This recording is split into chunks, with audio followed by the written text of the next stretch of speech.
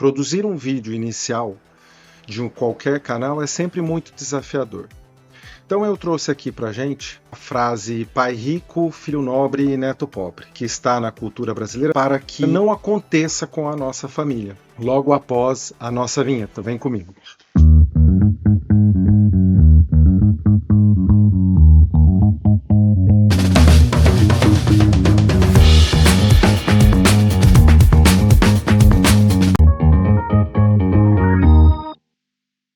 Bom, pessoal, para eu poder trazer o entendimento, eu vou trabalhar aqui com a história de 4 gerações. Imagine que você tenha um bisavô ou alguma família de origem europeia, que é muito comum no nosso país, e que veio para o Brasil nos anos de 1800 e pouco, fugindo de fome, de guerra. Seja lá qual é o motivo, veio para o Brasil em condições lamentáveis, com navios com falta de higiene. Então, o mundo já foi muito mais difícil do que é hoje.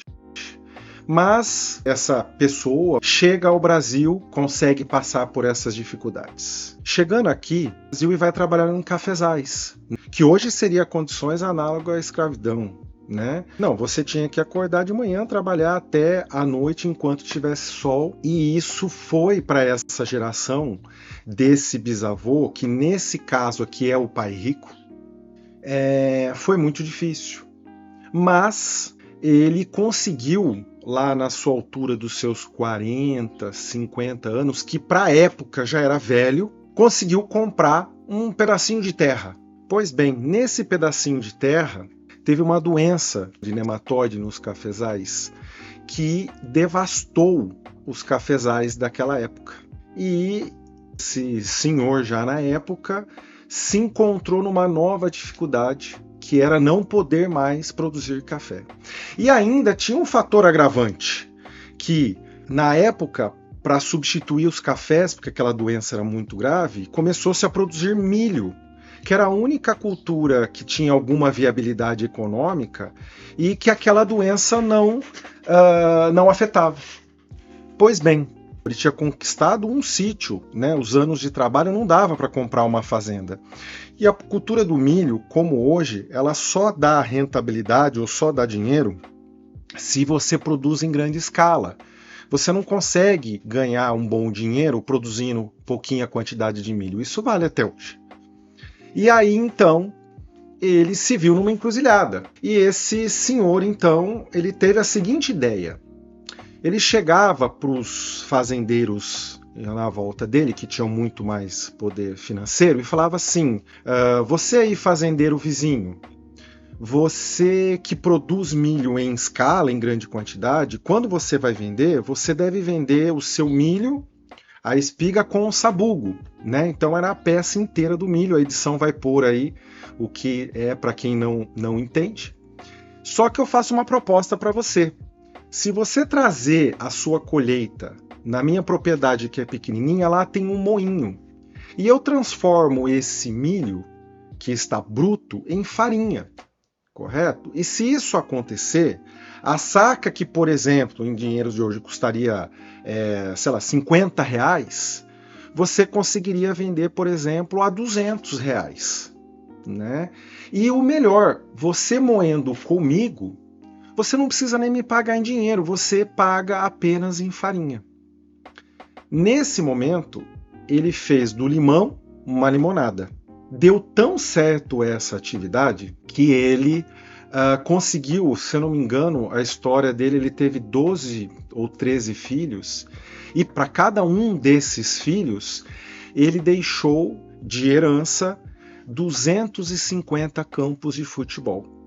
Sem dúvida, mesmo para a época onde a terra era barata, ele realmente venceu, né?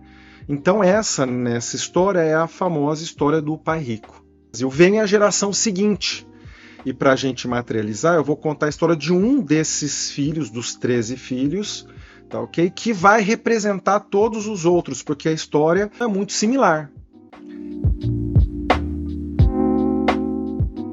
O que aconteceu? Né? Nessa segunda geração já tinha mudado a atividade. A atividade, então, passou a ser leite, né? O que dava dinheiro, o que motivava as pessoas a produzir já não era mais farinha, já não era mais a produção de milho, e sim o leite. E esse filho, que então passou a ser o filho nobre, começou a cometer alguns equívocos, que levou, ao longo das gerações, a diminuir o patrimônio e não a aumentar. E aonde foi o erro? Conversando com esse meu aluno, ele contava que o avô dele tinha 20 vacas, por exemplo.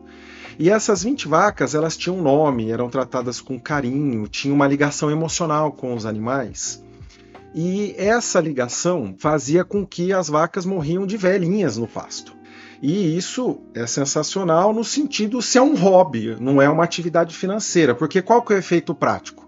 Esses animais eram muito pouco produtivos, a um ponto de que o que produzia de leite não pagava nem o milho que a própria animal consumia. Uma outra coisa, fazendo a reflexão nessa história, é que na geração desse filho nobre, todos os filhos deveriam ter estudado. Né? E por que deveriam ter estudado? Os 13 filhos dos 5 que estudaram, todos eles conseguiram chegar a algum status financeiro saudável, né, ao longo dessa vida. Os que não estudaram, né, realmente passaram e ainda passam grandes dificuldades. Então, nós temos aí uma situação muito clássica, que na geração onde a industrialização era necessária, a atividade leiteira para esse caso específico foi tido como um hobby. Né? Então, ela não dava lucro e, consequentemente, endividamentos começaram a acontecer. Continuando, então, agora, a partir desse ponto, nós vamos para a terceira geração. O que aconteceu com a terceira geração dessa história? Esse aluno, para vocês entenderem, ele veio muito injuriado porque ele estava cansado de trabalhar e ele tinha descoberto que a família teve muito dinheiro. E eu falei para ele, siga o dinheiro. Vamos aproveitar esse aprendizado para entender aonde está o erro, para que a gente possa não deixar isso acontecer com as suas futuras gerações, né? Ele é pai de 2 crianças pequenas. E aí ele foi para a mãe e para o pai dele e perguntou, olha, mãe e pai, eu estou fazendo um estudo pessoal aqui, junto com o meu educador financeiro, e vocês estudaram, né, receberam aí um pedacinho de terra, porque já, a geração seguinte já estava começando a vender terra. Por que vocês não aumentaram o patrimônio, não ficaram mais ricos, né? O que aconteceu? E aí a mãe dele, bastante compreensiva, falou assim, meu filho, eu entendo o que você está me falando e é muito fácil a explicação, né? Na minha geração, para a gente enriquecer, eu tinha que estudar, tanto que você está estudado. E eu tinha que fazer casas para alugar com a sobra do meu trabalho. Já é familiar para a nossa geração. E eu não pude fazer isso, eu realmente ganhei dinheiro com estudando. A própria mãe dele fez uma universidade e com ela só sem grandes necessidades de fazer mestrado, doutorado, pós-doutorado, ela conseguiu ter um bom rendimento na sua vida. Porque na época isso era super interessante de ser feito, era o grande momento de ser feito. Mas a segunda parte, que era fazer da sobra e construir casas para alugar, ela não conseguiu fazer. O curioso é a argumentação da mãe dele, que na verdade ela não conseguia fazer essa estratégia para enriquecer porque ela tinha que pegar o dinheiro dos ganhos e ir pagando as dívidas do pai dela, no caso o avô desse rapaz. Então tinha que ficar cobrindo banco, tinha que ficar cobrindo casas agropecuárias, e aquilo começou a fazer falta para aquela família a ponto de não passarem fome, mas travou o enriquecimento, a manutenção, o aumento do patrimônio daquela família. E nesse sentido, caiu então na quarta geração, que no caso dessa geração anterior, nós já estamos falando aí do neto pobre, ou que seria aí o equivalente a isso nessa história.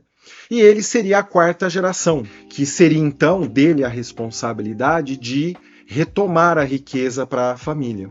E aí vem a reflexão. Essa história, acho que todos já ouviram falar em algum grau, tem alguma similaridade. Mas o ponto que eu quero trazer à reflexão não é apenas contar a história desse meu aluno. Que eu quero fazer é o seguinte: o que você está fazendo para que isso não se repita na tua família? Acho que isso é o ponto fundamental desse vídeo inaugural. E eu tenho algumas reflexões para quem aguentou até o final do vídeo, duas reflexões para serem feitas para nós discutirmos aqui ao longo do nosso contato nesse canal. Nessa quarta geração, se eu perguntasse para você, tá? Estudar resolve?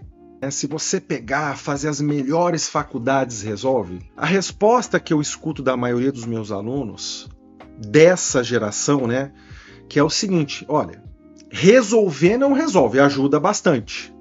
Se você for perguntar para a geração anterior, não, claro que resolve. Então, a gente já percebe uma mudança nessa afirmação categórica, que estudar é uma ajuda, mas não resolve plenamente. Isso é uma coisa realmente que vale para nós aqui. E a segunda coisa que a gente fala, né, construir casas para alugar.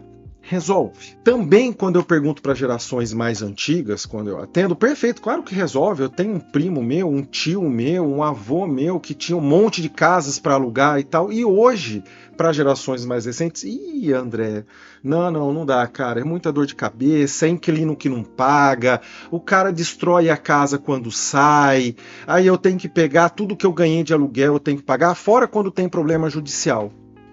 Então repara, o que era fantástico e promovia o enriquecimento na geração passada, que era estudar e fazer casa para alugar, hoje já há controvérsias. E aqui nós tiramos uma grande lição.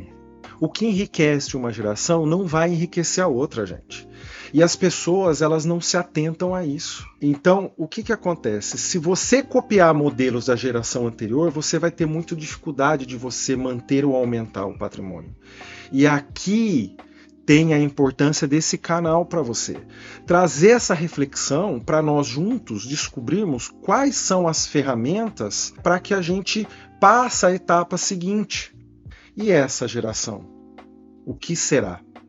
Acompanhe o ABC do seu bolso que você vai descobrir. Eu sou novo no YouTube. Peço um pouquinho de paciência, eu estou tentando trazer um conteúdo de maior qualidade para compensar essa minha timidez. Se você gostou, se interessou pelo canal, deixa o seu joinha, aperta o sininho para receber nossos vídeos e até a próxima. Até mais.